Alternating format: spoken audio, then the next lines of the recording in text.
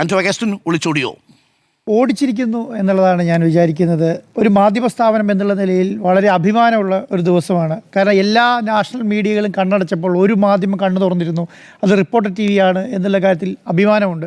കാരണം തുടക്കസ്ഥറങ്ങിൽ എല്ലാവരും ഇല്ലായിരുന്ന സമയത്തും ഒരാൾ പോലും റിപ്പോർട്ട് ചെയ്യാത്ത സമയത്തും മണിക്കൂറുകളോളം ലൈവത്തോളം നടത്തിയൊരു ചാനലാണ് റിപ്പോർട്ടർ TV എന്നുള്ളതാണ്. കൂറകളെന്ന് വിളിച്ച് അധിക്ഷേപിച്ചവരുടെ മുന്നിൽ തലയുയർത്തി നിൽക്കുന്ന വിദ്യാർത്ഥികളെ കാണുമ്പോൾ അഭിമാനം തോന്നുന്നു എന്നുള്ളതാണ്. ഞാൻ രാഹുൽ ഗാന്ധിയെയും ഞാൻ പ്രിയങ്ക ഗാന്ധിയെയും കോൺഗ്രസിനെയും അഭിനന്ദിക്കുകയാണ്. കാരണം എന്ന് പറഞ്ഞാൽ കോൺഗ്രസ് CJPയുടെ സമരത്തെ ഹൈജാക്ക് ചെയ്തില്ല എന്നുള്ളതുകൊണ്ടാണ്. രണ്ടാമത്തെ കാര്യം, അവർ CJPയെ തള്ളിപ്പറഞ്ഞില്ല എന്നുള്ളതുകൊണ്ടാണ്. അവർ യുവാക്കളെ തള്ളിപ്പറഞ്ഞില്ല എന്നുള്ളതുകൊണ്ടാണ്. ഞാൻ കോൺഗ്രസിനെയും അഭിനന്ദിക്കുന്നു എന്നുള്ളതാണ്. ഞാൻ CPMനെയും CPIനെയും അഭിനന്ദിക്കുന്നു എന്നുള്ളതാണ്. കാരണം എന്താണ്, അവർ CJPക്ക് വേണ്ട വളവും വെള്ളവും കൊടുത്തു എന്നുള്ളതുകൊണ്ടാണ്. അവർ അവരെ സന്ദർശിച്ചു എന്നുള്ളതുകൊണ്ടാണ്. നിങ്ങൾ ജയിലിൽ കിടക്കുന്നവരോട് പണ്ട് ബൈബിളിൽ പറയുന്ന ഒരു കാര്യമുണ്ട്, നിങ്ങൾ ജയിലിൽ കിടക്കുന്നവരെ സന്ദർശിക്കണം എന്ന് പറയുന്നുണ്ട്. എന്തുകൊണ്ടാണ്? അവർ അനുഭവിക്കുന്ന വിഷമങ്ങൾ ജനം അറിയണം എന്നുള്ളതുകൊണ്ടാണ്. അപ്പോൾ എന്താണ് സംഭവിച്ചത്? അവിടെ ഒരു ജയിലായിരുന്നു. എങ്ങനെയാണ്? അരുൺ സാർ നേരത്തെ പറഞ്ഞ പോലെ ചുറ്റും കോട്ടകൊത്തളങ്ങളെല്ലാം പൂട്ടിയടച്ച സ്ഥലമായിരുന്നു. അവിടേക്ക് മെട്രോ ഉണ്ടായിരുന്നില്ല, അവിടേക്ക് വാഹനങ്ങൾ ഉണ്ടായിരുന്നില്ല, അവിടേക്ക് ഫുഡ് ഉണ്ടായിരുന്നില്ല, അവിടേക്ക് വെള്ളം ഉണ്ടായിരുന്നില്ല, അവിടെ ഇൻ്റർനെറ്റ് ഉണ്ടായിരുന്നില്ല. ഒരു സംവിധാനമില്ലാതെ ഒരു അടഞ്ഞ ജയിലായി മാറ്റിയ ഈ പറഞ്ഞ ജന്തർ മന്ദറിലേക്ക് CPMൻ്റെയും CPIൻ്റെയും നേതാക്കന്മാർ എത്തി എന്നുള്ളതാണ്. അവിടെ KSUവിൻ്റെയും SFIൻ്റെയും DYFIൻ്റെയും NSUവിൻ്റെയും നേതാക്കന്മാർ എത്തി എന്നുള്ളതാണ്. അത് നമ്മൾ കണ്ണുകൊണ്ട് തുറന്ന് കണ്ടു എന്നുള്ളതാണ്. ഈ യുവാക്കളുടെ സമരത്തെ വളരെ ലാഘവത്തോട് കണ്ട BJP സർക്കാരിനുണ്ടല്ലോ, ഇതുപോലെ തലകുനിച്ച് നിൽക്കുന്ന ഒരു കാലം അടുത്ത കാലത്തൊന്നും കഴിഞ്ഞ 12 വർഷത്തിൽ കണ്ടിട്ടില്ല എന്നുള്ളതാണ്. എന്താണ് അവിടെ നടന്നത്? സ്കൂളിൽ പോകാത്തവരും പോയവരും തമ്മിലുള്ള മത്സരമാണ്, യുദ്ധമാണ് നടന്നത്. സ്കൂളിൽ പോയവരും പോകാത്തവരും തമ്മിലുള്ള യുദ്ധം. പിന്നെ എന്താണ് നടന്നത്? ലോകത്തെ ഏറ്റവും വലിയ രാഷ്ട്രീയ പാർട്ടിയും ടീ പാർട്ടിയും തമ്മിലുള്ള യുദ്ധമാണ് നടന്നത്, അല്ലേ? ലോകത്തെ ഏറ്റവും വലിയ രാഷ്ട്രീയ പാർട്ടിയാണ് എന്ന് BJP അഹങ്കരിച്ചപ്പോൾ അവരുടെ മുന്നിൽ ടീ പാർട്ടി വന്ന് യുദ്ധം ചെയ്ത് ജയിച്ചതാണ് നമ്മൾ ഇവിടെ കണ്ടത് എന്ന് പറയുന്നത്. എന്താണ്? ജൻസിയും വാർദ്ധക്യവും തമ്മിലുള്ള യുദ്ധമാണ് നമ്മൾ കണ്ടത്. ജൻസിയുടെ മുന്നിൽ വാർദ്ധക്യം തലകുനിച്ച് നിൽക്കുന്നതാണ്. 80 വയസ്സിന് മേലെയുള്ള ഞാനാണ് ലോകത്തിൻ്റെ ഏറ്റവും വലിയ രാജാവ് എന്ന് പറഞ്ഞവരെല്ലാം അഹങ്കരിച്ച് നിന്ന് തലയുയർത്തി നിന്നവരെല്ലാം തല കുനിക്കുന്നതാണ് നമ്മൾ കണ്ടത്. എവിടെയാണ് എത്തി നിൽക്കുന്നത് നോക്കിക്കേ. ലോകത്തെ ഏറ്റവും വലിയ പാർട്ടി എന്ന് പറയുന്നത് ചെറിയ 10ാം ക്ലാസ്സിലും 8ാം ക്ലാസ്സിലും 7ാം ക്ലാസ്സിലും ഈ പറഞ്ഞ ഡിഗ്രിക്കും പഠിക്കുന്ന പിള്ളേരുടെ മുന്നിൽ തലകുനിച്ച് നിൽക്കുന്ന അവസ്ഥ എന്നുള്ളതാണ്. ഒളിച്ചോടി എന്നുള്ളതാണ്. എന്താണ് അതിൽ കൂടുതൽ പറയാനുള്ളത് എന്നുള്ളതാണ്. നമ്മളെ സംബന്ധിച്ചിടത്തോളം വിദ്യാർത്ഥികളെ രാജ്യദ്രോഹികളായി ചിത്രീകരിക്കുന്ന ലോകം വേറെ എവിടെയെങ്കിലും ഉണ്ടോ? വിദ്യാർത്ഥികളെ രാജ്യദ്രോഹികളാണ് എന്ന് വിളിച്ചു പറയുകയും രാജ്യദ്രോഹികൾക്ക് പാകിസ്ഥാനിൽ നിന്നും അമേരിക്കയിൽ നിന്നും ചൈനയിൽ നിന്നും പണം കിട്ടിയിട്ടാണ് ഈ പറഞ്ഞ പ്രക്ഷോഭം നടത്തുന്നത് എന്ന് പറഞ്ഞവരുടെ മുന്നിൽ തലയുയർത്തി നിന്നുകൊണ്ട് അവർ ചോദിച്ച ചോദ്യത്തിന് മറുപടിയില്ലാതെ രാജിവെച്ച് ഒളിച്ചോടേണ്ട അവസ്ഥയിലേക്ക് ഈ പറഞ്ഞ സംവിധാനം മാറി എന്നുള്ളതാണ്. എന്തേ ഇവർ പറഞ്ഞ രാജ്യദ്രോഹികളുടെ മുന്നിൽ പോയി തലകുനിച്ച് നിന്നത്? ഇവർക്ക് എന്തുകൊണ്ട് തള്ളിപ്പറയാൻ കഴിഞ്ഞില്ല? ഇവർ ആദ്യം രാജ്യദ്രോഹികളാണെന്നും പാകിസ്ഥാൻ്റെ അമേരിക്കയുടെ ഫണ്ട് വെച്ചിട്ടാണ് ഈ പറഞ്ഞ സംവിധാനം നടത്തിയെന്ന് പറഞ്ഞവരുടെ മുന്നിൽ എന്തിനാ പോയി നിന്നത്? പറ്റില്ല എന്ന് പറഞ്ഞുകൂടായിരുന്നോ? പറ്റില്ല. കാരണം എന്താണ്? 66% വരുന്ന ഇന്ത്യയിലെ യുവാക്കളുടെ മുന്നിൽ അല്ലെങ്കിൽ യുവതികളുടെ മുന്നിൽ, കുട്ടികളുടെ മുന്നിൽ ഒരക്ഷരം മിണ്ടാൻ പറ്റിയില്ല എന്നുള്ളതാണ്. കാരണം എന്താണ്? അവരുടെ ഭാവിയെയാണ് ഇവർ തച്ചുടച്ചതെന്നുള്ളതുകൊണ്ടാണ്. അവരുടെ ഭാവിയെ അവർ ഉള്ളതുകൊണ്ടാണ്. നമ്മൾ മനസ്സിലാക്കേണ്ട ഒരു കാര്യം എന്താണ്?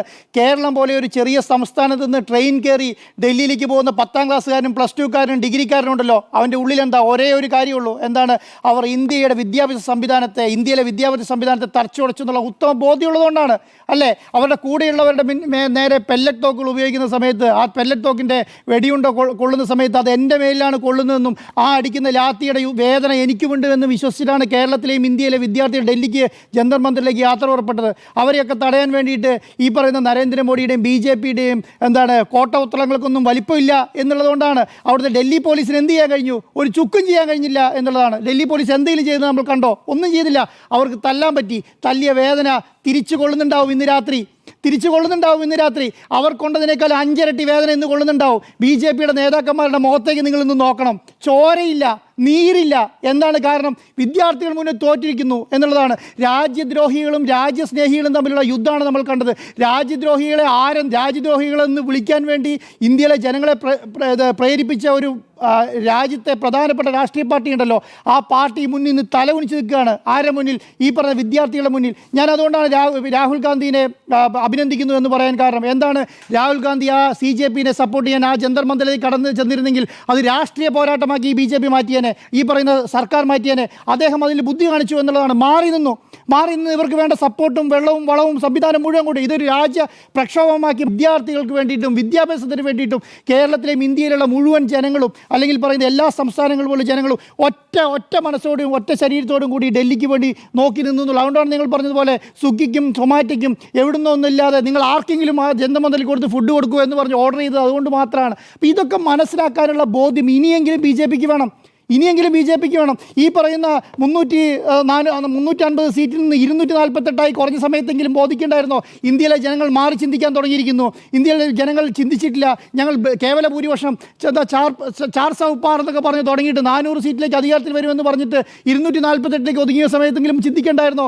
ഇന്ത്യ തിരിച്ച് ചിന്തിക്കാൻ തുടങ്ങിയിരിക്കുന്നു. ഇന്ത്യയിലെ കർഷകരെ കൂടെ നിർത്തണം, ഇന്ത്യയിലെ വിദ്യാർത്ഥികളെ കൂടെ നിർത്തണം, ഈ കർഷകർക്ക് വേണ്ട കാര്യങ്ങൾ ചെയ്യണം, വിദ്യാർത്ഥികൾക്ക് വേണ്ട കാര്യങ്ങൾ ചെയ്യണം എന്നൊക്കെ ചിന്തിക്കേണ്ടായിരുന്നോ? ഒന്നും ചിന്തിച്ചില്ലല്ലോ. ഇപ്പം ചിന്തിച്ചു തുടങ്ങിയിരിക്കുന്നു എന്നുള്ളതാണ്. ആരാണ് ചർച്ചയ്ക്ക് പോയത്?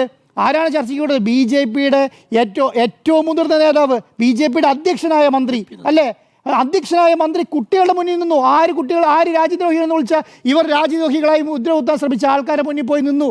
അവർ പറയുന്ന സ്ഥലത്ത്, ബി ജെ പി പറയുന്നോ കേന്ദ്ര സർക്കാർ പറയുന്ന സ്ഥലത്തല്ല, ഈ പറഞ്ഞ വിദ്യാർത്ഥികൾ പറഞ്ഞ സ്ഥലത്ത് പോയി ചർച്ച നടത്തിയില്ലേ?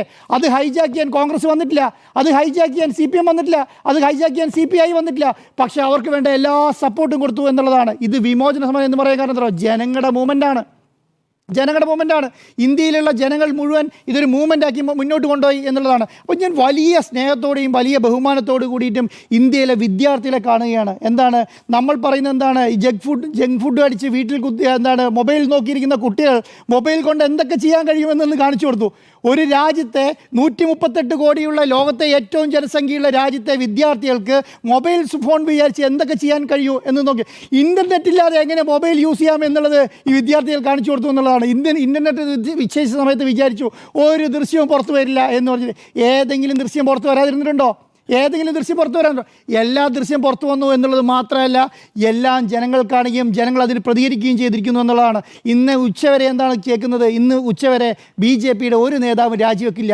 രണ്ട് ആവശ്യങ്ങൾ മാത്രം അംഗീകരിക്കും എന്നാണ് പറഞ്ഞത്. 2 എന്നല്ല 3 എന്നല്ല 10 ആവശ്യം പറഞ്ഞാൽ 10 ആവശ്യം ബി ജെ പി അംഗീകരിച്ചേനെ. 3 ആവശ്യം മാത്രമേ ഇവൻ മുന്നോട്ട് വെച്ചുള്ളൂ എന്നുള്ള കാര്യം മാത്രം ഓർത്താൽ മതി. 10 ആവശ്യം ഇവർ മുന്നോട്ട് വെച്ചിട്ടുണ്ടെങ്കിൽ 10 ആവശ്യം പിന്നെ ഇവർ അംഗീകരിച്ചാണ്. എന്താ കാരണം? ശനിയും ഞായറും ലീവാണ്. ഡൽഹിയിലേക്ക് ഒഴുകി വരുന്ന ജനങ്ങളെ കണ്ട് ബി ജെ പി പേടിച്ചു പോയി. എത്ര ആൾക്കാരാണെന്ന് അറിയോ ട്രെയിനിൽ? പല സംസ്ഥാനങ്ങളിൽ നിന്നും ഡൽഹിയിലേക്ക് കയറിയിരിക്കുന്ന ആൾക്കാർ മുഴുവൻ ട്രെയിനിലാണ്. അവിടെ എത്തിച്ചേർന്നിട്ടില്ല. അത് എത്തുമ്പോൾ ഇവർക്ക് കിട്ടുന്ന ഈ പറയുന്ന അവരുടെ നമ്മുടെ അന്വേഷണ ഏജൻസികളുടെയൊക്കെ റിപ്പോർട്ട് അവിടെ എത്തുമല്ലോ. ഡൽഹിയിലേക്ക് എത്ര ആൾക്കാരാണ് വരുന്നതെന്നുള്ള ബോധ്യം ബി ജെ പിക്കുണ്ട്. അതുകൊണ്ടാണ് ഈ പറയുന്ന ഉച്ചവരെ രാജിയില്ല എന്ന് പറഞ്ഞിട്ട് സെക്കൻഡുകൾ കൊണ്ട് രാജി പ്രഖ്യാപിക്കുന്നത്. എനിക്ക് ഏറ്റവും സന്തോഷം തോന്നിയെന്നറിയോ? നാഷണൽ മീഡിയ റിപ്പോർട്ട് ചെയ്ത് കണ്ടിട്ടാണ്. ഒരു കുഞ്ഞു വരിയാണ് നാഷണൽ മീഡിയൻ്റെ റിപ്പോർട്ടിങ്. ധർമ്മേന്ദ്ര പ്രധാൻ രാജിവെച്ചിരിക്കുന്നു എന്ന് പറഞ്ഞിട്ടാണ്. ആ കുഞ്ഞു വരിയിലാണ് ആൾക്കാർ കാണുന്നത്. കാരണം ഒരു രാജ്യത്തെ വിദ്യാഭ്യാസ മന്ത്രി രാജിവെക്കുന്ന സമയത്ത് അത് ഗോദി മീഡിയയ്ക്ക് സഹിക്കുന്നില്ല. ആർക്ക് വേണ്ടിയിട്ടാണ്? ഇവർ കേരളത്തിലെ ജനങ്ങൾ, ഇന്ത്യയിലെ ജനങ്ങൾക്ക് വേണ്ടിയിട്ടാണോ ഗോദി മീഡിയകൾ വർക്ക് ചെയ്തുകൊണ്ടിരിക്കുന്നത്?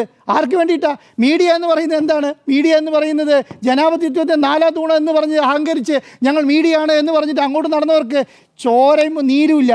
ഗോദി മീഡിയകൾക്കൊന്നും ഡൽഹിയിലെ ജന്തർ മന്ദിറിൽ പോയി നിന്ന് ചോരയും നീരുമില്ല. മൈക്കില്ലാതെ റിപ്പോർട്ട് ചെയ്യേണ്ടി വന്നിരിക്കുന്നു എന്നുള്ളതാണ്. ഒരു ഗോദി മീഡിയനല്ലാതെ ഒരു മീഡിയനെ അവർ ജന്തർ മന്ദിറിലാരും തടഞ്ഞിട്ടില്ല കേട്ടോ. ഒരു മീഡിയനും ചേർന്നിട്ടില്ല. കേരളത്തിൽ നിന്നും ഏകദേശം 9ഓളം മീഡിയകൾ വർക്ക് ചെയ്തല്ലോ അവിടെ. ഒരു മീഡിയനും കേരളത്തിൽ പോയി ഒരു മീഡിയനെ ബി ജെ പിയുടെ സംസ്ഥാന അധ്യക്ഷൻ്റെ മീഡിയനെ പോലും അവിടെ തടഞ്ഞിട്ടില്ല. എന്തുകൊണ്ടാണ് തടയാത്തത്? അത് ഗോദി മീഡിയ അല്ല എന്നുള്ള ബോധ്യം ഈ പറയുന്ന കേരളത്തിലെ അല്ലെങ്കിൽ അവിടെ ജന്തർ മന്ദിറിലെ ജനങ്ങൾക്കുണ്ട്. അവിടുത്തെ ഗോദി മീഡിയനെ തിരിച്ചറിയാനുള്ള ബോധ്യവും CJPയിലെ ആൾക്കാർക്ക് ഉണ്ടായിരുന്നു എന്നുള്ളതാണ്. അപ്പോൾ വലിയ വിജയമാണ്. ഇതൊരു വിജയത്തിൻ്റെ തുടക്കമാണ് എന്നും കൂടെ ഞാൻ പറയുകയാണ്.